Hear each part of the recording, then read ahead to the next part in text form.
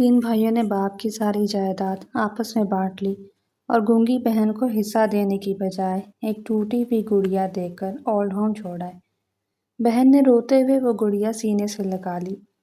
کچھ دن بعد گڑیا کا ہاتھ ٹوٹ گیا تو اس کے اندر سے ایک چھوٹی سی چابی اور ایک نقشہ برآمد ہوا۔ اولڈ ہوم کی نرس نے جب اس نقشے کی مدد سے بتائی گئی جگہ کھودی تو وہاں خزانہ نہیں بلکہ ایک ایسا خفیہ ثبوت دفن تھا جس نے ان تینوں بھائیوں کو راتوں رات جیل کی سلاخوں کے پیچھے پہنچا دیا، کیونکہ باپ نے سیٹھ جمال اس شہر کے ایک انتہائی نامور، ایماندار اور محنتی تاجر تھے، جنہوں نے اپنی جوانی میں خون پسینہ ایک کر کے مٹی سے سونا بنایا تھا۔ انہوں نے اپنی زندگی کا آغاز ایک معمولی مزدور کی حیثیت سے کیا تھا، مگر اپنی دیانتداری، سچائی اور انتہائی محنت کے بل بوتے پر انہوں نے شہر کے سب سے بڑے کارخانے قائم کیے۔ ان کے کپڑے اور کیمیاوی اشیاء بنانے کے کارخانے دن رات چلتے تھے اور ان کی دولت میں دن دگنی رات چگنی ترقی ہوتی گئی۔ قدرت نے انہیں بے پناہ مال و اسباب سے نوازا تھا اور ساتھ ہی انہیں 3 بیٹوں اور ایک بیٹی سے بھی نوازا تھا۔ ان کے تینوں بیٹوں کے نام زوار، ہاشم اور تیمور تھے، جبکہ سب سے چھوٹی اور اکلوتی بیٹی کا نام زینب تھا۔ زینب پیدائشی طور پر قوت گویائی سے محروم تھی، وہ گونگی تھی اور اس کے ہونٹوں پر قدرت نے خاموشی کے ایک ایسی مہر لگا دی تھی جسے دنیا کا کوئی مالش نہیں توڑ سکتا تھا۔ زینب کی پیدائش کے چند سال بعد ہی ان کی والدہ اس دار فانی سے کوچ کر گئیں اور سیٹھ جمال نے اپنی اس معذور اور معصوم بیٹی کو ماں اور باپ دونوں کا پیار دے کر پالا۔ سیٹھ جمال کے تینوں بیٹے جوان ہوئے تو ان کی مزاج اور خصلتیں اپنے باپ سے بالکل مختلف نکلیں۔ زوار جو سب سے بڑا تھا وہ انتہائی مکار، لالچی اور سنگ دل انسان تھا۔ ہاشم میں تکبر اور غرور کوٹ کوٹ کر بھرا ہوا تھا، اور تیمور جو تیسرے نمبر پر تھا وہ عیاش، فضول خرچ اور بری محفلوں کا رسیا تھا۔ سیٹھ جمال نے ان تینوں کو اعلیٰ تعلیم دلوائی اور اپنے کاروبار میں شامل کیا تاکہ وہ ان کی وراثت کو سنبھال سکے، مگر ان تینوں بھائیوں نے محنت کرنے کی بجائے دولت کے نشے میں اندھے ہو کر غلط راستوں کا انتخاب کر لیا۔ وہ اپنے باپ کے ان کارخانوں کی آڑ میں کچھ ایسے گھناؤنے اور خوفناک کام کرنے لگے جن کا سیٹھ جمال کو علم نہیں تھا۔ وہ بظاہر تو شرفا کی زندگی گزارتے تھے، مگر اندر ہی اندر وہ موت کا کاروبار کر رہے تھے۔ سیٹھ جمال کی ایک نیک اور خدا ترس انسان تھے، وہ زینب سے بے پناہ محبت کرتے تھے۔ زینب ان کی آنکھوں کا تارا تھی اور وہ سمجھتے تھے کہ ان کی تمام تر کامیابیوں اور دولت کے پیچھے ان کی اس معصوم اور بے زبان بیٹی کی دعائیں اور اس کے نصیب کا دخل ہے۔ زینب اپنے باپ کے بغیر ایک پل نہیں رہ سکتی تھی۔ وہ سارا دن حویلی کے کونے میں بیٹھی رہتی اور جب اس کے والد گھر آتے تو وہ دوڑ کر ان کے گلے لگ جاتی اور اپنی بے زبان آنکھوں سے ان سے ڈھیروں باتیں کرتی۔ سیٹھ جمال اس کے سر پر ہاتھ پھیرتے، اسے چومتے اور اسے اپنے ساتھ بٹھا کر کھانا کھلاتے، مگر زینب کے تینوں بھائی اس سے شدید نفرت کرتے تھے۔ وہ اسے اپنے خاندان کے ماتھے پر ایک بدنما داغ سمجھتے تھے۔ ان کا ماننا تھا کہ یہ گونگی اور معذور لڑکی ان کے اعلیٰ اور شاہانہ رتبے کے خلاف ہے۔ جب بھی حویلی میں کوئی بڑی تقریب ہوتی یا ان کے امیر دوست آتے تو وہ زینب کو اس کے کمرے میں بند کر دیتے تاکہ کوئی اسے دیکھ نہ لے اور ان کی بے عزتی نہ ہو۔ زینب کی بھابیاں بھی اس پر ظلم ڈھانے میں کوئی کسر نہیں چھوڑتی تھیں۔ وہ اسے طعنے دیتی، اسے دھتکارتی اور اسے حویلی کی نوکرانیوں سے بھی بدتر سمجھتی تھیں۔ زینب سب کچھ سمجھتی تھی مگر وہ کچھ بول نہیں سکتی تھی، اس لیے وہ اپنے آنسو پی کر خاموش رہتی اور اپنے باپ کے سینے سے لگ کر سکون تلاش کرتی۔ وقت تیزی سے گزرتا گیا اور سیٹھ جمال کی عمر ڈھلنے لگی، ان کے بال سفید ہو گئے اور ان کی صحت گرنے لگی۔ ایک دن اچانک انہیں دل کا شدید دورہ پڑا اور وہ بستر مرگ پر جا گرے۔ ان کا جسم مفلوج ہو کر رہ گیا اور وہ بولنے کی طاقت بھی کھو بیٹھے۔ ان کے تینوں بیٹے ان کی اس حالت پر دکھی ہونے کی بجائے خوشیاں منانے لگے۔ انہیں اپنے باپ کی موت کا بے صبری سے انتظار تھا تاکہ وہ اس پوری سلطنت کے بلا شرکت غیر مالک بن سکیں۔ سیٹھ جمال کے بستر مرگ پر پڑے ہونے کے دوران ان تینوں بھائیوں نے ایک بار بھی اپنے باپ کے پاس بیٹھ کر ان کا حال تک نہیں پوچھا۔ وہ سارا دن اپنے قانونی مشیروں کے ساتھ بیٹھ کر جائیداد کی تقسیم کے منصوبے بناتے اور آپس میں لڑتے جھگڑتے رہتے۔ ان کی بیویاں بھی اس بات پر خوش تھیں کہ اب اس حویلی پر ان کا مکمل راج ہوگا، مگر اس کڑے اور اذیت ناک وقت میں صرف زینب ہی تھی جو دن رات اپنے باپ کے سرہانے بیٹھی رہتی تھی۔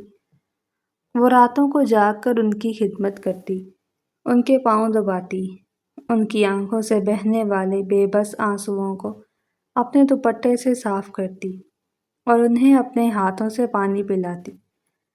سیٹھ جمال اپنی اس معصوم بیٹی کو دیکھ دیکھ کر اندر ہی اندر خون کے آنسو روتے تھے۔ انہیں احساس ہو چکا تھا کہ ان کے جانے کے بعد ان کے یہ ظالم و لالچی بیٹے اس بے زبان لڑکی کا کیا حشر کریں گے۔ سیٹھ جمال کی نظریں ہر وقت اپنے بیٹوں کو ڈھونڈتی تھیں، مگر وہ ان کے کمرے کا رخ ہی نہیں کرتے تھے۔ ایک رات جب سیٹھ جمال کی حالت انتہائی تشویشناک ہو گئی اور ان کی سانسیں اکھڑنے لگیں تو انہوں نے اپنے کانپتے اور لرزتے ہوئے ہاتھوں سے زینب کو اپنے قریب بلایا۔ زینب روتی ہوئی ان کے سینے سے لگ گئی۔ سیٹھ جمال نے اپنے تکیے کے نیچے سے ایک انتہائی پرانی اور قدرے ٹوٹی ہوئی گڑیا نکالی۔ یہ وہ گڑیا تھی جو سیٹھ جمال نے زینب کو اس کے بچپن میں لا کر دی تھی اور جو زینب کو دنیا کی ہر چیز سے زیادہ عزیز تھی۔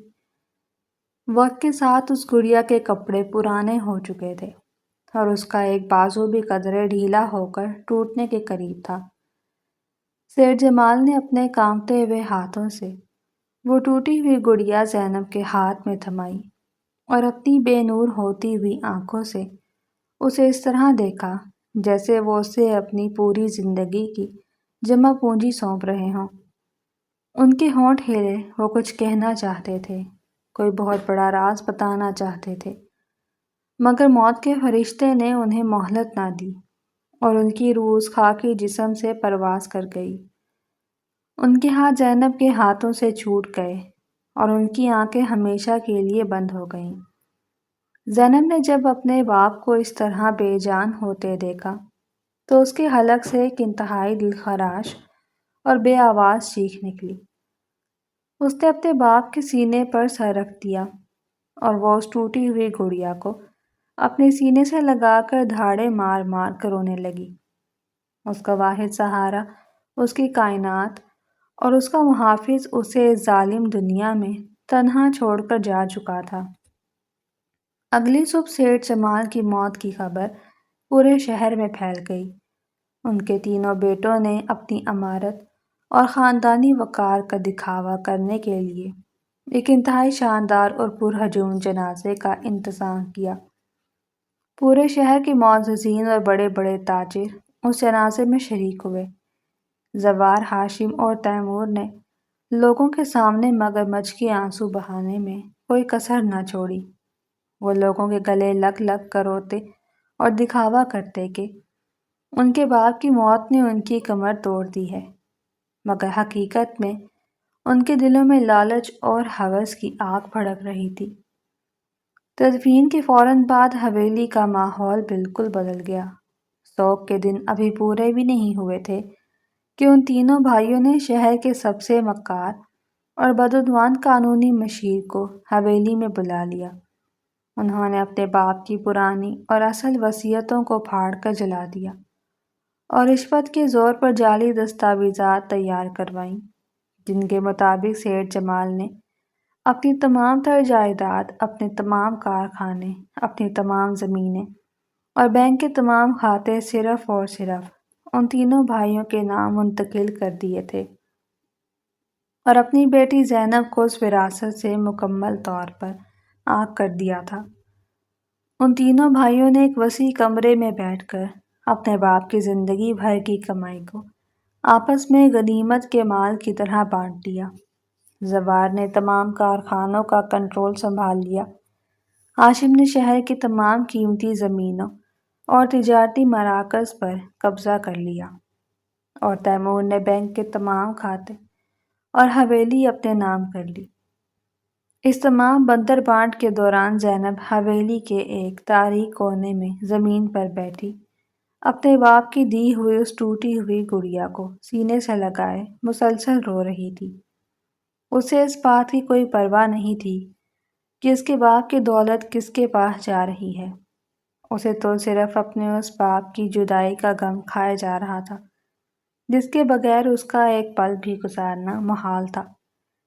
جائیداد کی تقسیم کے بعد ان ظالم بھائیوں کی نظر اپنی اس گونگی اور بے بس بہن پر پڑی جو ان کے لیے ایک بوجھ اور ایک بدنما داغ کے سوا کچھ نہیں تھی۔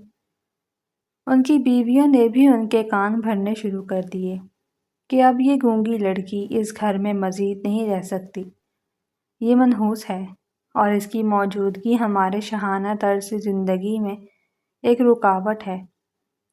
زوار نے اپنی رعونت اور تکبر سے بھرپور آواز میں اپنے بھائیوں سے کہا کہ ہم نے باپ کی ساری جائیداد آپس میں بانٹ لی ہے، اب اس لڑکی کا اس گھر میں کوئی حصہ نہیں اور نہ ہی ہم اس کا بوجھ اٹھا سکتے ہیں۔ یہ ویسے بھی گونگی اور معذور ہے، اسے کسی محتاج خانے یا معمر افراد کے مرکز میں چھوڑ آتے ہیں جہاں یہ اپنی بقیہ زندگی روتے ہوئے گزار دے گی۔ ہاشم اور تیمور نے بھی اس ظالمانہ فیصلے کی تائید کی اور کہے لگاتے ہوئے کہا کہ باپ نے بھی اسے اپنے ترکے میں صرف یہ ٹوٹی ہوئی گڑیا ہی تو دی ہے، اسے یہی گڑیا دے کر گھر سے نکال دو تاکہ یہ ہماری نظروں سے ہمیشہ کے لیے دور ہو جائے۔ اگلے دن کی صبح زینب کے لیے قیامت کی صبح تھی۔ ابھی ان کے باپ کی قبر کی مٹی بھی نہیں سوکھی تھی کہ اس کے سگے بھائیوں نے اس کے کمرے کا دروازہ زور سے کھولا اور اسے بازو سے پکڑ کر انتہائی بے دردی سے بستر سے نیچے گرا دیا۔ زینب خوفزدہ ہو کر دیوار کے ساتھ لگ گئی۔ اس کے بھائیوں نے اس کے چند پرانے اور پھٹے ہوئے کپڑے ایک چھوٹی سی گٹھڑی میں باندھے اور اسے دھکے دیتے ہوئے حویلی کے اس وسیع اور خوبصورت دالان میں لے آئے جہاں وہ کل تک اپنے باپ کے ساتھ ہنستی کھیلتی تھی۔ ان کی بیویوں نے زینب پر طعنوں اور گالیوں کی بارش کر دی، وہ اسے دھتکار رہی تھیں اور اسے اس حویلی سے نکل جانے کا کہہ رہی تھی۔ زینب کی آنکھوں سے آنسوؤں کا سیلاب بہہ رہا تھا، وہ اپنے بھائیوں کے قدموں میں گر گئی اور اپنے ہاتھ جوڑ جوڑ کر ان سے منتیں کرنے لگی کہ اسے اس گھر سے نہ نکالیں۔ وہ انہیں اشاروں سے سمجھانے کی کوشش کر رہی تھی کہ وہ ایک کونے میں پڑی رہے گی، وہ ان کی نوکرانی بن کر ان کے جھوٹے برتن دھو لے گی، مگر اسے اس چھت سے محروم نہ کرے جہاں اس کے باپ کی خوشبو بسی ہوئی ہے۔ مگر ان ظالموں کے دل پتھر ہو چکے تھے۔ دولت کی ہوس نے ان کی آنکھوں پر ایسی پٹی باندھ دی تھی کہ انہیں اپنی سگی بہن کی بے بسی اور اس کے آنسو نظر نہیں آ رہے تھے۔ زوار نے اسے زوردار ٹھوکر ماری اور کہا کہ دفع ہو جاؤ یہاں سے، یہ حویلی اب ہماری ہے اور یہاں کسی گونگی اور محتاج لڑکی کی کوئی جگہ نہیں۔ ہاشم نے وہ ٹوٹی ہوئی گڑیا جو زینب کے ہاتھ سے گر گئی تھی اسے اٹھا کر زینب کے منہ پر مارا اور طنزیہ لہجے میں بولا کہ تیرے باپ نے تجھے تیرے حصے کی جائیداد دے دی تھی، اب اس ٹوٹی ہوئی گڑیا کو لے کر اور ہمیشہ کے لیے ہماری زندگیوں سے نکل جا۔ زینب نے روتے ہوئے اس گڑیا کو دوبارہ اپنے سینے سے لگا لیا اور وہ سمجھ گئی کہ اب اس دنیا میں اس کا کوئی ہمدرد نہیں بچا۔ اس کے بھائیوں نے اسے بازو سے کھینچتے ہوئے حویلی کے بھاری اور آہنی دروازے سے باہر نکالا اور اسے ایک پرانی خستہ حال سواری میں زبردستی بٹھا دیا۔ زوار خود اس سواری کو چلا رہا تھا اور ہاشم اس کے ساتھ بیٹھا تھا، جبکہ زینب پیچھے بیٹھی سسکیاں لے رہی تھی۔ وہ سواری شہر کی گنجان آبادیوں سے نکل کر ایک انتہائی ویران، سنسان اور خستہ حال علاقے کی طرف روانہ ہو گئی۔ یہ علاقہ شہر کی حدود سے بہت دور تھا، جہاں غریبوں، لاوارثوں اور معاشرے کے دھتکارے ہوئے لوگوں کے لیے ایک انتہائی خستہ حال محتاج خانہ اور پیرانہ سالی کا مرکز واقع تھا۔ یہ وہ جگہ تھی جہاں لوگ اپنے ان رشتہ داروں کو مرنے کے لیے چھوڑ جاتے تھے جن کا وہ بوجھ نہیں اٹھانا چاہتے تھے۔ اس عمارت کی دیواریں کچی اور ٹوٹی ہوئی تھیں، اور وہاں سے ایک عجیب سی اداسی اور موت کی بو آتی تھی۔ زوار نے اپنی سواری اس محتاج خانے کے پرانے اور زنگ آلود دروازے کے سامنے روکی اور زینب کو دھکے دے کر سواری سے نیچے اتار دیا۔ زینب وہاں کی ویرانی اور خوفناک ماحول کو دیکھ کر لرز گئی۔ اس نے دوبارہ اپنے بھائی کی ٹانگوں سے لپٹ کر اسے روکنے کی کوشش کی، مگر زوار نے اسے انتہائی بے رحمی سے جھٹک دیا۔ اس محتاج خانے کا نگران باہر آیا تو زوار نے اس کے ہاتھ میں چند سکے رکھے اور انتہائی حقارت سے بولا کہ یہ گونگی لڑکی آج سے تمہارے پاس رہے گی۔ یہ لاوارث ہے اور اس کا دنیا میں کوئی نہیں ہے۔ ہم اسے سڑک سے اٹھا کر لائے ہیں، اسے اندر لے جاؤ، اور آج کے بعد اس کے بارے میں ہم سے کوئی رابطہ کرنے کی کوشش مت کرنا۔ زینب یہ سن کر اپنی ہی سگے بھائی کی اس درندگی پر دم بخود رہ گئی۔ وہ بھائی جو کل تک اس کے ساتھ ایک دسترخوان پر بیٹھتے تھے، آج اسے ایک لاوارث کیڑے کی طرح اس جہنم میں دھکیل رہے تھے۔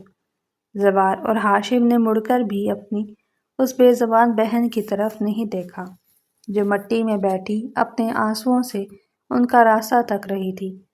وہ اپنی سواری میں بیٹھے اور انتہائی تیزی سے وہاں سے روانہ ہو گئے۔ ان کی سواری کے پہیوں سے اڑنے والی دھول نے زینب کے وجود کو ڈھانپ لیا، اور وہ تنہا اس ویران محتاج خانے کے دروازے پر اس ٹوٹی ہوئی گڑیا کو اپنے سینے سے انتہائی مضبوطی سے لگائے خاموشی سے روتی رہی۔ اسے معلوم نہیں تھا کہ وہ گڑیا جو بظاہر ایک معمولی سا کھلونا نظر آ رہی تھی، وہ اپنے اندر ایک ایسا ہولناک اور تہلکہ خیز راز چھپائے ہوئے ہے جو بہت جلد اس کے ظالم بھائیوں کی اس جھوٹی سلطنت کو خاک میں ملا دے گا، اور انہیں ان کے گناہوں کی ایسی عبرتناک سزا دلوائے گا جس کا انہوں نے کبھی اپنے غرور کے نشے میں تصور بھی نہیں کیا ہوگا۔ وہ گڑیا ابھی ٹوٹی نہیں تھی اور وہ راز ابھی اس کے سینے میں دفن تھا، مگر زینب کے آنسوؤں میں ایک ایسی یاد تھی جو آسمان کے دروازے کھٹکھٹا رہی تھی، اور قدرت اپنی خاموش اور بے رحم لاٹھی کو حرکت دینے کی تیاری کر رہی تھی تاکہ ان ظالموں کو ان کے تکبر کی وہ سزا دی جا سکے جو رہتی دنیا تک ایک عبرت کا نشان بن جائے۔ محتاج خانے کی وہ تاریک اور خوفناک رات زینب کے لیے کسی طویل اور اذیتناک عذاب سے کم نہیں تھی، جہاں اسے اس کے سگے بھائیوں نے ایک لاوارث اور بے آسرا کیڑے کی طرح تنہا چھوڑ دیا تھا۔ اس پرانی اور خستہ حال عمارت کی دیواروں سے ایک عجیب سی وحشت ٹپک رہی تھی، اور چاروں طرف پھیلی ہوئی موت جیسی خاموشی میں صرف ان بوڑھے دھتکارے ہوئے لوگوں کی سسکیاں اور کھانسنے کی آوازیں گونجتی تھیں، جنہیں ان کی اپنی اولادوں نے بوجھ سمجھ کر یہاں پھینک دیا تھا۔ زینب اس سرد اور سیلن زدہ کوٹری کے ایک تاریک کونے میں زمین پر سکڑی ہوئی بیٹھی تھی، اور اس کے دونوں بازوؤں نے اس پرانی اور ٹوٹی ہوئی گڑیا کو انتہائی مضبوطی سے اپنے سینے سے لگا رکھا تھا، جو اس کے شفیق باپ کی آخری نشانی اور اس دنیا میں اس کا واحد سہارا تھی۔ اس کی بڑی بڑی معصوم آنکھوں سے آنسوؤں کا ایک نہ رکنے والا سیلاب بہہ رہا تھا، جو اس کے زرد اور کمزور گالوں کو بھگوتا ہوا اس گڑیا کے پرانے کپڑوں میں جذب ہو رہا تھا۔ وہ گونگی تھی، اس لیے وہ اپنے دل کا درد اپنی زبان سے بیان نہیں کر سکتی تھی، مگر اس کی ہچکیاں اور اس کا کانپتا ہوا وجود اس بات کی گواہی دے رہا تھا کہ اس کے سینے میں دکھوں کا کتنا بڑا طوفان برپا ہے۔ وہ بار بار اس گڑیا کے ماتھے کو چومتی اور اسے اپنے چہرے سے رگڑتی، جیسے وہ گڑیا نہیں بلکہ اس کے باپ کا وہ گرم اور محفوظ سینہ ہو جہاں وہ بچپن سے سر رکھ کر سکون کی نیند سویا کرتی تھی۔ اسے اپنی وہ شاندار حویلی، اپنا وہ خوبصورت کمرہ اور اپنے باپ کے وہ پیار بھرے ہاتھ شدت سے یاد آ رہے تھے جو اس کے سر پر شفقت سے پھرتے تھے۔ وہ سوچ رہی تھی کہ کیا واقعی خون کے رشتے اتنے کچے اور بے حس ہوتے ہیں کہ دولت کی ہوس ان کی آنکھوں پر ایسی پٹی باندھ دیتی ہے کہ انہیں اپنی سگی بہن کی معذوری اور اس کے بے بس آنسو بھی نظر نہیں آتے۔ دوسری طرف شہر کے اس عالیشان اور پرتعیش محل میں جہاں سے زینب کو دھکے دے کر نکالا گیا تھا، وہاں زوار ہاشم اور تیمور اپنی اس مجرمانہ فتح کا جشن منا رہے تھے۔ انہوں نے اپنے باپ کی ساری زندگی کی حلال کمائی پر مکمل طور پر قبضہ کر لیا تھا اور اب ان کی ہوس نے انہیں اندھا کر دیا تھا۔ وہ صرف کارخانوں اور زمینوں کے مالک نہیں بنے تھے، بلکہ انہوں نے اپنے باپ کی وفات کے بعد اس کاروباری سلطنت کی آڑ میں ایک ایسا بھیانک اور خوفناک راستہ چن لیا تھا جس کا سیٹھ جمال نے کبھی تصور بھی نہیں کیا ہوگا۔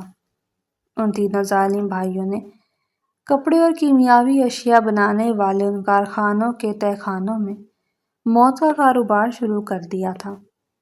وہ بظاہر تو شہر کے معزز اور بڑے تاجر کہلاتے تھے، مگر حقیقت میں وہ منشیات اور غیر قانونی اسلحے کی اسمگلنگ کے ایک بہت بڑے اور خطرناک گروہ کے سرگنا بن چکے تھے۔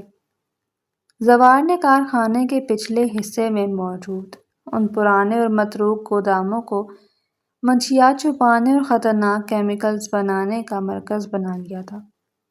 ہاشم ان غیر قانونی اشیاء کو بیرون ملک بھیجنے کے لیے جعلی دستاویزات اور راستے فراہم کرتا تھا، جبکہ تیمور اس کالے دھن کو سفید کرنے اور بڑے بڑے عہدیداروں کی زبانیں بند رکھنے کے لیے اپنی دولت کا بے دریغ استعمال کرتا تھا۔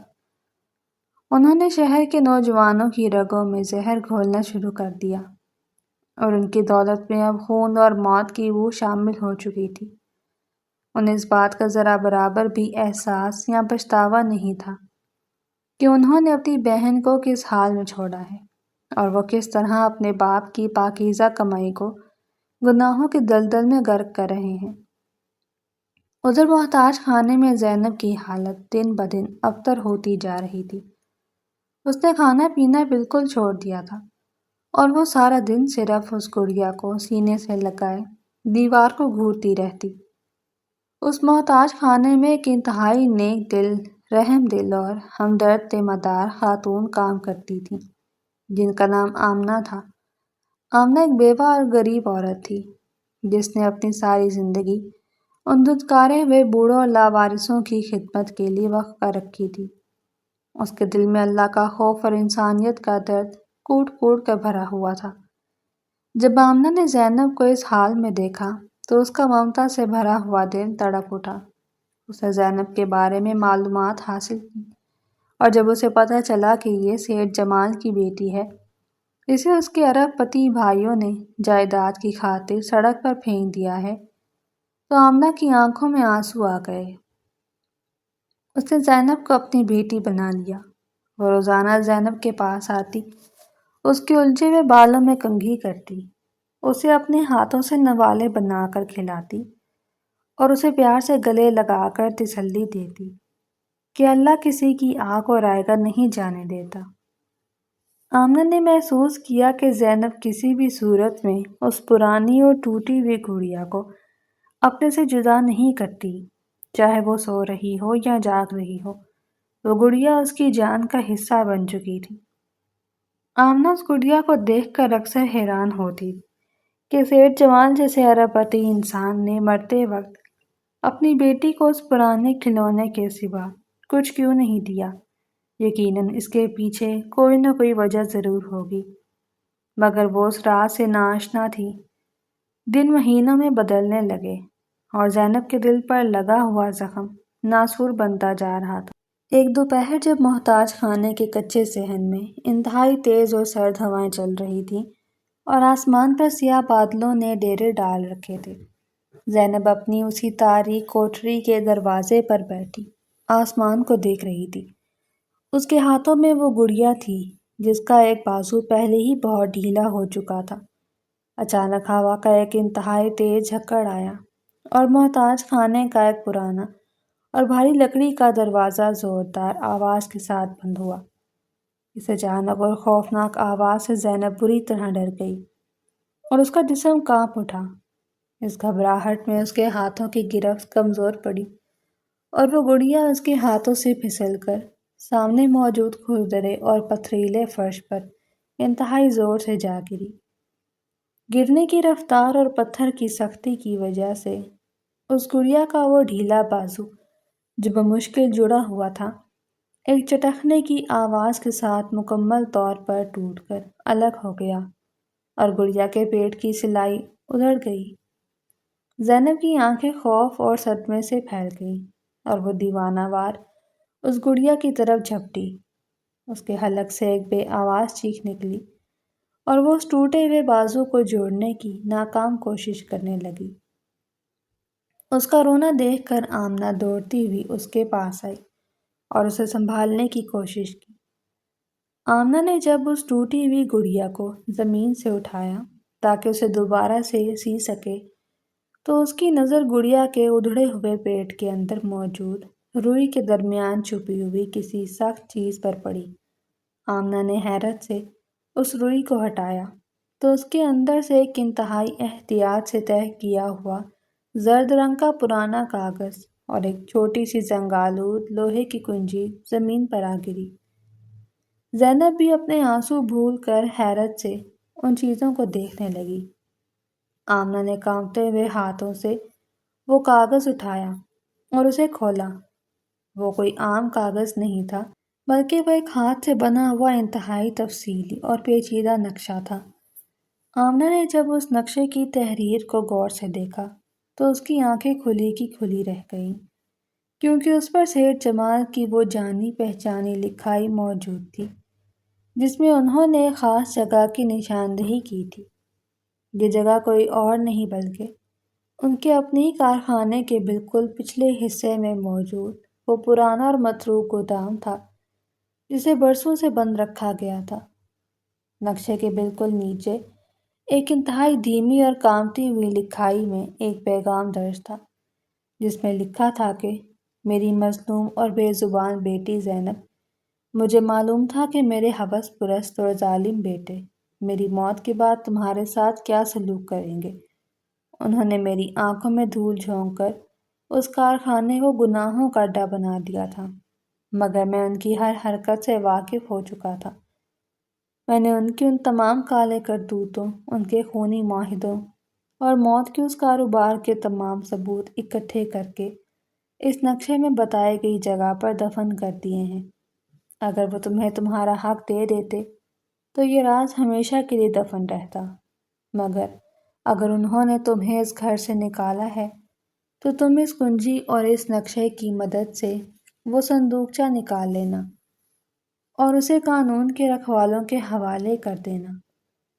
قدرت ان ظالموں کو ان کے تکبر کی ایسی عبرتناک سزا دے گی کہ دنیا یاد رکھے گی۔ آمنہ نے جب یہ تحریر پڑھی تو اس کے رونگٹے کھڑے ہو گئے اور اس کے جسم میں ایک سنسنی سی لہر دوڑ گئی۔ اسے سمجھ آ گیا کہ سیٹھ جمال نے مرتے وقت یہ ٹوٹی ہوئی گڑیا اپنی بیٹی کو کیوں دی تھی۔ یہ گڑیا ایک کھلونا نہیں بلکہ ان ظالموں کی بربادی کا وہ ٹائم بم تھا جسے سیٹھ جمال نے اپنی بیٹی کے آنسوؤں کا بدلہ لینے کے لیے چھوڑا تھا۔ آمنہ نے زینب کی طرف دیکھا جس کی آنکھوں میں اب کوئی خوف نہیں تھا بلکہ ایک عجیب سی اور اپنے باپ کی محبت کا یقین تھا۔ آمنہ نے فیصلہ کر لیا کہ وہ زینب کو اس کا حق اور انصاف دلانے کے لیے اپنی جان کی بازی بھی لگا دے گی۔ اس نے وہ نقشہ اور کنجی اپنے لباس میں چھپا لی اور رات کے گہرے اندھیرے کا انتظار کرنے لگی۔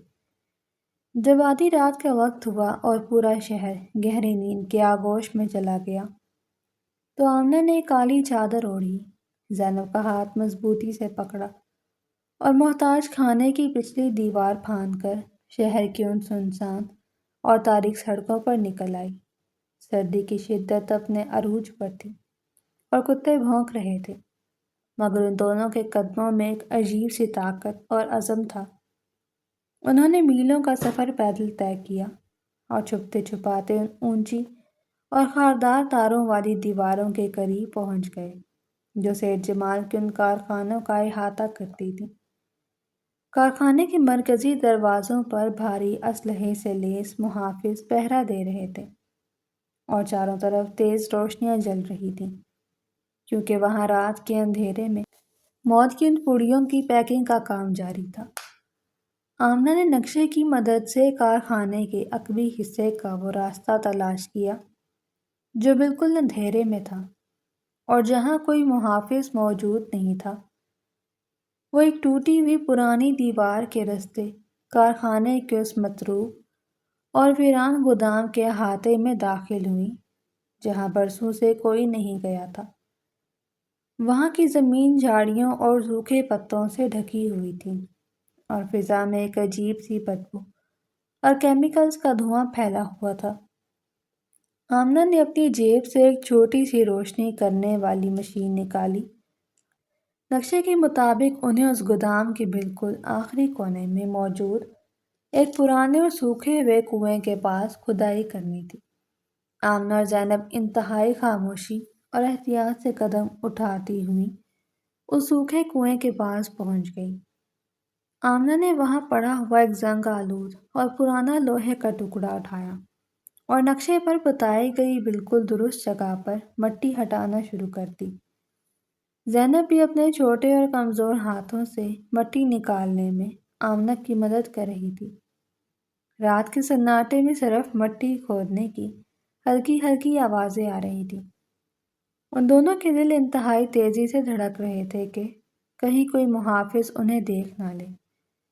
کافی دیر کی مسلسل اور کٹھن کھدائی کے بعد آمنہ کے ہاتھ میں موجود وہ لوہے کا ٹکڑا کسی انتہائی سخت اور دھاتی چیز سے ٹکرایا جس سے ایک مدھم سی کھنک پیدا ہوئی۔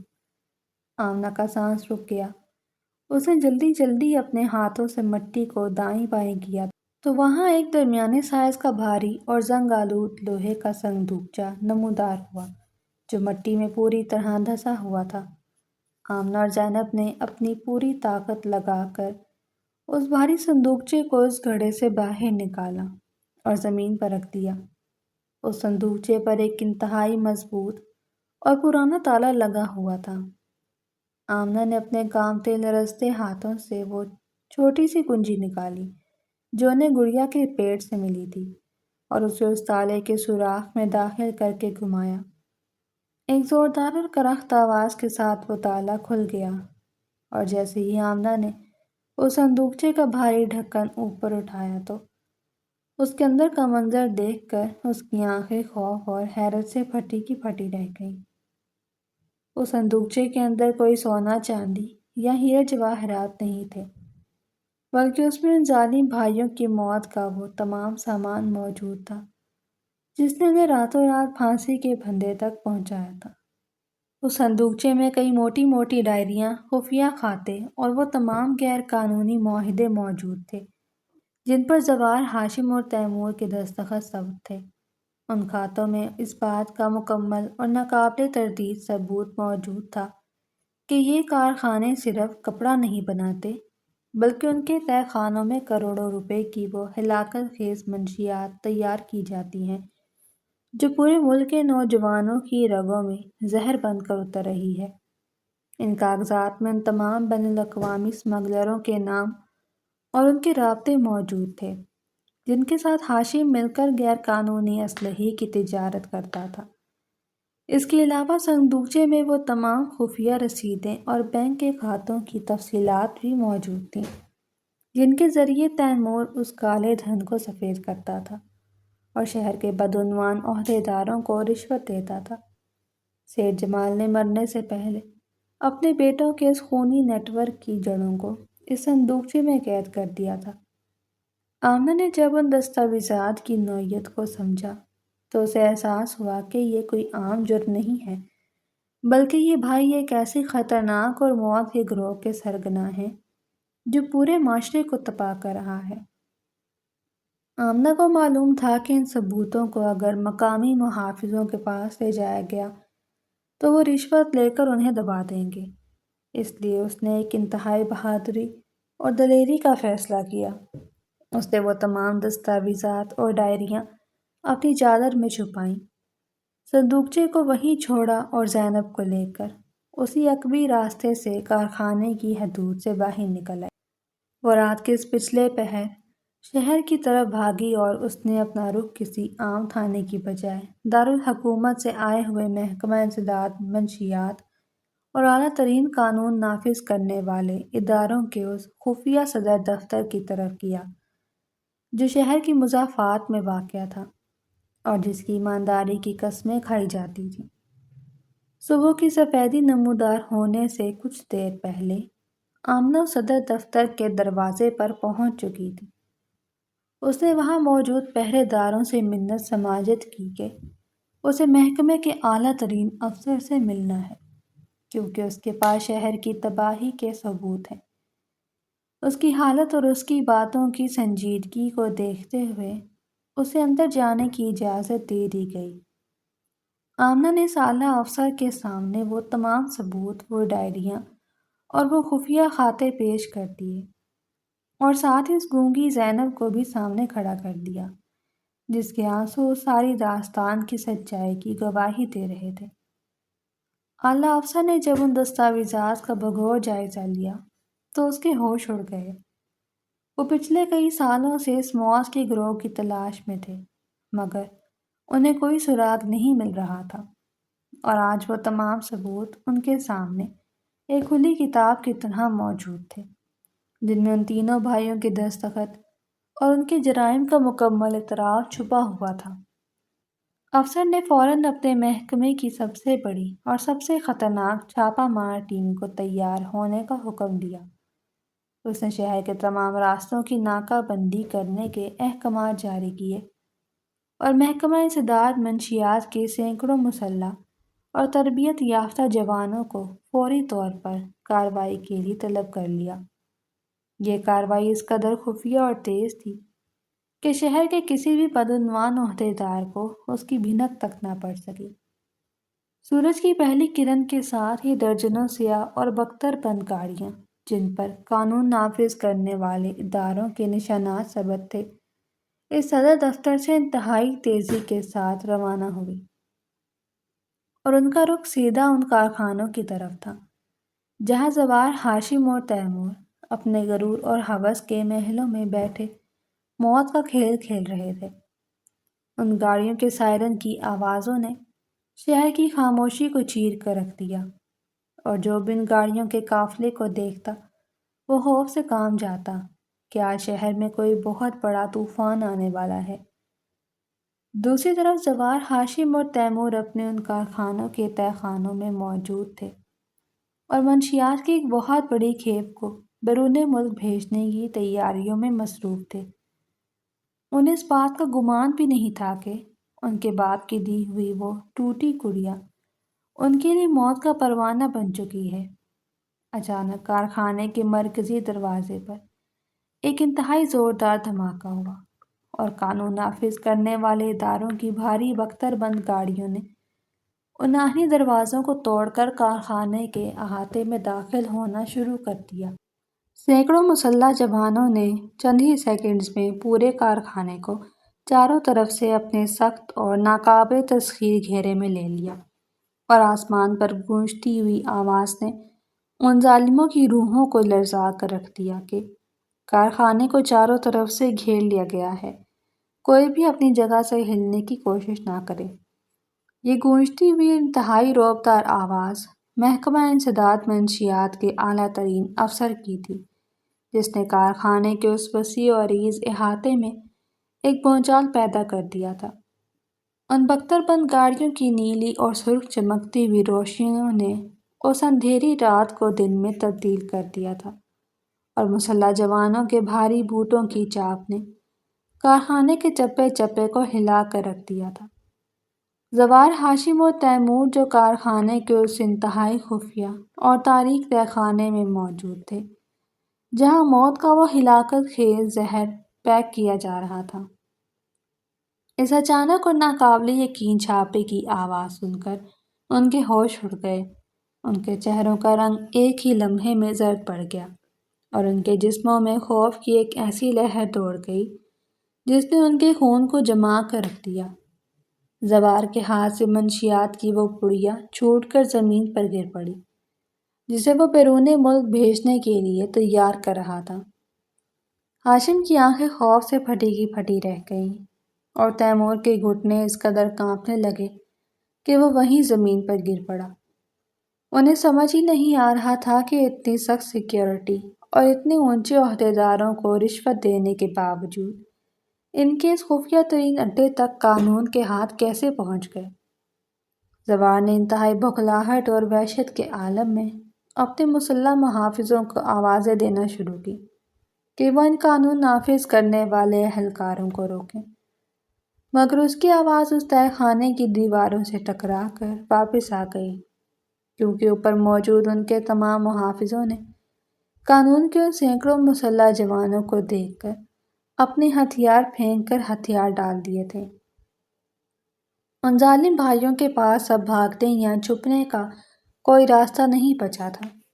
وہ چوہوں کی طرح اس تہہ خانے کے اندھیروں میں ادھر ادھر دوڑنے لگے۔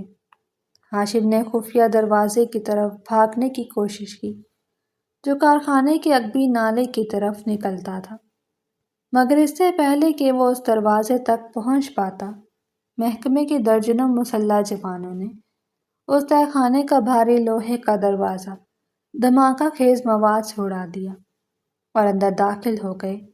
ان کی بندوقوں کے رخ سیدھے ان تینوں بھائیوں کی طرف تھے اور اعلیٰ افسر انتہائی غضبناک چہرے کے ساتھ ان کے سامنے آ کر کھڑا ہو گیا۔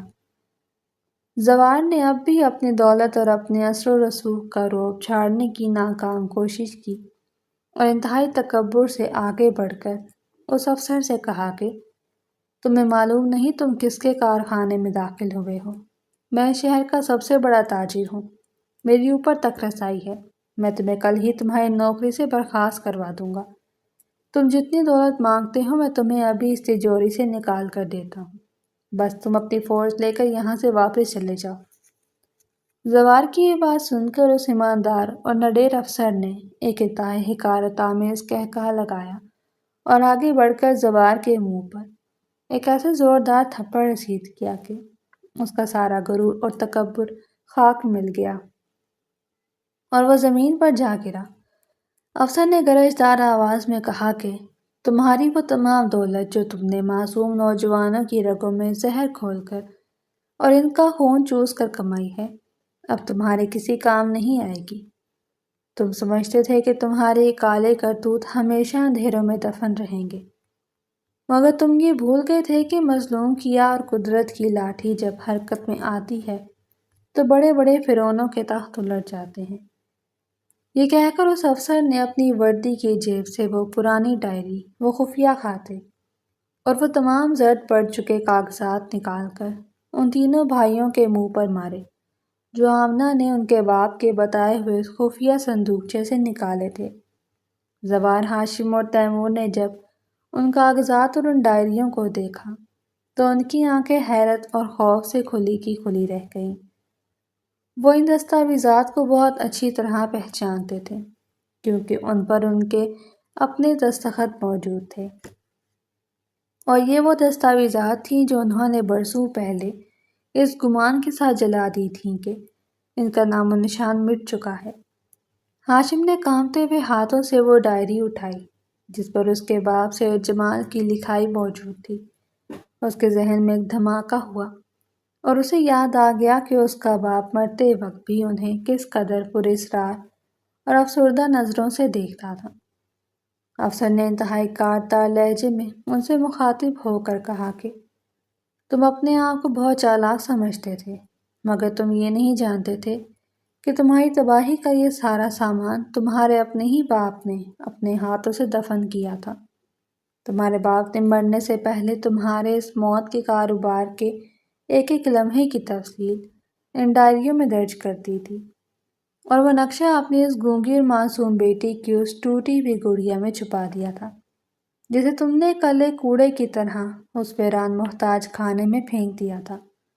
تمہارے باپ نے وصیت کی تھی کہ اگر تم اس گونگی بہن کو اس کا حق دے دیتے اور اسے محبت سے رکھتے تو یہ راز ہمیشہ کے لیے دفن رہتا، مگر تم نے اپنے تکبر میں اندھے ہو کر اپنی ہی سگی بہن کو دھتکار دیا، اور اسی بہن کے آنسوؤں نے تمہارے باپ کے اس دفن شدہ راز کو زمین سے باہر نکال کر آج تمہیں اس انجام تک پہنچا دیا ہے۔ یہ سن کر ان تینوں بھائیوں کے پیروں تلے سے وہ زمین ہمیشہ کے لیے کھسک گئی جس پر وہ اپنی اسی خونی سلطنت کا تخت بچھائے بیٹھے تھے۔ انہیں اپنی وہ حماقت اور وہ ظلم یاد آنے لگا جب انہوں نے زینب کو دھکے دے کر نکالا تھا اور ہاشم نے وہ گڑیا اس کے منہ پر ماری تھی۔ انہیں احساس ہو گیا کہ قدرت نے کس طرح ان کی بے زبان بہن کو ان کی تباہی کا ذریعہ بنا دیا، اور ان کا وہ باپ جسے وہ بستر مرگ پر تنہا چھوڑ گئے تھے، وہ مرنے کے بعد بھی ان کی ہر چال پر بھاری ثابت ہوا۔ تہہ خانے میں موجود کروڑوں روپے کی منشیات، غیر قانونی اسلحہ اور خطرناک کیمیکلز کو محکمے کے اہلکاروں نے اپنے قبضے میں لے لیا۔ افسر کے اشارے پر جوان آگے بڑھے اور انہوں نے ان تینوں ارب پتی اور مغرور بھائیوں کے ہاتھوں میں وہ بھاری اور سرد ہتھکڑیاں پہنا دیں جو ان کے کیے کی پہلی سزا تھی۔ ان کی وہ نرم و نازک کلائیاں جن پر دنیا کی سب سے مہنگی گھڑیاں سجی ہوتی تھیں، ابھی ناہنی زنجیروں کے بوجھ سے کٹ رہی تھیں۔ انہیں انتہائی ذلت اور رسوائی کے ساتھ اس تہہ خانے سے گھسیٹتے ہوئے باہر لایا گیا۔ جب وہ کارخانے کے احاطے میں پہنچے تو وہاں کا منظر دیکھ کر ان کی رہی سہی جان بھی نکل گئی۔ صبح کا اجالا پھیلنا شروع ہو گیا تھا اور کارخانے کے باہر شہر کے تمام صحافی، اخباری نمائندے اور ہزاروں کی تعداد میں عام لوگ اکٹھے ہو چکے تھے۔ خبر آگ کی طرح پورے شہر میں پھیل چکی تھی کہ سیٹھ جمال کے معزز کہلانے والے بیٹے دراصل موت کے سوداگر اور اسمگلر ہیں۔ صحافیوں کے کیمروں کی چمکتی ہوئی روشنیاں ان تینوں بھائیوں کے چہروں پر پڑ رہی تھیں اور وہ اپنے منہ چھپانے کی ناکام کوشش کر رہے تھے۔ وہ لوگ جو کل تک ان کے سامنے سر جھکاتے تھے اور ان کی دولت کی وجہ سے ان کی خوشامد کرتے تھے، آج ان پر لعنتیں بھیج رہے تھے، ان پر تھوک رہے تھے اور انہیں معاشرے کا ناسور قرار دے رہے تھے۔ زوار جو کبھی اپنی شاہانہ گاڑیوں سے نیچے قدم نہیں رکھتا تھا، آج ہتھکڑیوں میں جکڑا ہوا قانون کی سپاہیوں کے دھکے کھا رہا تھا۔ ہاشم کا وہ غرور جس سے وہ لوگوں کو کیڑے مکوڑے سمجھتا تھا، آج مٹی میں مل چکا تھا، اور تیمور جو اپنی دولت کے نشے میں بدعنوان عہدیداروں کو خریدنے کے دعوے کرتا تھا، آج رو رو کر منتیں کر رہا تھا، مگر کوئی اس کی سننے والا نہیں تھا۔ انہیں انتہائی مجرمانہ اور ذلت آمیز طریقے سے ان بختر بند گاڑیوں میں ٹھونس دیا گیا اور شہر کے سب سے خطرناک اور سخت ترین قید خانے کی طرف روانہ کر دیا گیا۔ اسی دن دوپہر کے وقت قانون نافذ کرنے والے اداروں نے ان تینوں بھائیوں کی ان تمام جائیدادوں، کارخانوں، زمینوں اور اس عالیشان حویلی کو سیل کر دیا جس پر وہ غاصبانہ قبضہ جما کر بیٹھے تھے۔ اگر آپ کو کہانی پسند آئی ان کے ہو تمام تو اسے بینک کے لائک کھاتے ضرور کریں منجمد کر اور دیے چینل گئے، کو سبسکرائب کرنا اور نہ ان کی بھولیں۔ بیویوں کو جو کل تک زینب پر طعنے کستی تھیں اور اس حویلی کی ملکہ بنی بیٹھی تھیں، انہیں صرف پہنے ہوئے کپڑوں میں اس حویلی سے بے دخل کر دیا گیا۔ ان ظالم عورتوں کا سارا غرور بھی ٹوٹ چکا تھا۔ جب انہیں معلوم ہوا کہ ان کے شوہروں کو عمر قید یا پھانسی کی سزا ہو سکتی ہے تو وہ اپنے زیورات اور جو کچھ چھپا سکتی تھیں وہ لے کر اپنے میکے بھاگ گئیں، اور انہوں نے فوری طور پر اپنے شوہروں سے طلاق لینے کے مقدمات دائر کر دیے تاکہ وہ سماجی بدنامی اور قانون کی گرفت سے بچ سکیں۔ وہ تینوں بھائی جنہیں لگتا تھا کہ دنیا ان کی مٹھی میں ہے، وہ ایک ہی دن میں اپنے رشتوں، اپنی دولت، اپنی عزت اور اپنی آزادی سے محروم ہو کر اس تاریک اور سلن زدہ کوٹری میں پہنچ گئے جہاں دن اور رات کا کوئی فرق نہیں تھا۔ قید خانے کی وہ پہلی رات ان کے لیے کسی جہنم سے کم نہیں تھی۔ وہ ایک دوسرے کو اس بربادی کا ذمہ دار ٹھہرا کر آپس میں کتوں کی طرح لڑ رہے تھے۔ زوار ہاشم کو گالیاں دے رہا تھا کہ اس کی وجہ سے وہ نقشہ اس گونگی تک پہنچا، اور تیمور ان دونوں پر لعنت بھیج رہا کہ انہوں نے اسے اس موت کے دھندے میں کیوں شامل کیا۔ ان کے وہ جسم جو ریشم اور مخمل کے عادی تھے، آج قید خانے کے اس کھردرے اور ٹھنڈے فرش پر زخموں سے چور پڑے تھے۔ اگلے چند ہفتوں تک ملک کی سب سے بڑی اور اعلیٰ ترین عدالت میں اس مقدمے کی سماعت کا ایک طویل اور سنسنی خیز سلسلہ چلا۔ عدالت کا کمرہ ہر روز کھچا کھچ بھرا ہوتا تھا، اور پورے ملک کی نظریں اس مقدمے پر لگی ہوئی تھیں۔ سرکاری وکیل نے عدالت کے سامنے وہ تمام ثبوت، وہ ڈائریاں اور وہ خونی دستاویزات پیش کی جو اس ٹوٹی ہوئی گڑیا کے راز کی بدولت سامنے آئی تھی۔ منصف اعلیٰ نے جب سید جمال کی وہ آخری تحریر پڑھی جس میں انہوں نے اپنے بیٹوں کی مکاری اور اپنی گونگی بیٹی کی بے بسی کا ذکر کیا تھا، تو عدالت کے کمرے میں موجود ہر شخص کی آنکھ نم ہو گئی۔ منصف نے اپنے ریمارکس میں کہا کہ ان تینوں مجرموں نے نہ صرف ملک کے قانون کو توڑا ہے، ہزاروں معصوم نوجوانوں کی زندگیاں منشیات کے زہر سے برباد کی ہیں، بلکہ انہوں نے انسانیت اور خون کے رشتوں کا بھی قتل کیا ہے۔ انہوں نے اپنے شفیق باغ کی محنت کو داغدار کیا جس نے انہیں اس مقام تک پہنچایا، اور اپنی بے زبان بہن پر وہ ظلم کیا جس کی معافی دنیا کے کسی قانون میں موجود نہیں۔ عدالت نے ان تمام ثبوتوں، گواہوں اور محکمہ انسداد منشیات کی پیش کی گئی تفصیلی رپورٹ کی روشنی میں اپنا وہ حتمی اور تاریخی فیصلہ سنایا جس نے معاشرے کے تمام ظالموں کے دلوں میں خوف پیدا کر دیا۔ عدالت نے زوار ہاشم اور تیمور کو ملک سے غداری، منشیات کی اسمگلنگ اور غیر قانونی اسلحہ رکھنے کے سنگین ترین جرائم میں تاحیات عمر قید اور ان کی تمام جائیدادوں کو مکمل طور پر بحق سرکار ضبط کرنے کا حکم صادر کیا۔ جب یہ فیصلہ سنایا گیا تو ان تینوں بھائیوں کی چیخیں عدالت کے کمرے میں گونج اٹھیں۔ وہ گڑ گڑا رہے تھے، رحم کی بھیک مانگ رہے تھے، مگر قانون اور قدرت دونوں اپنا فیصلہ سنا چکے تھے۔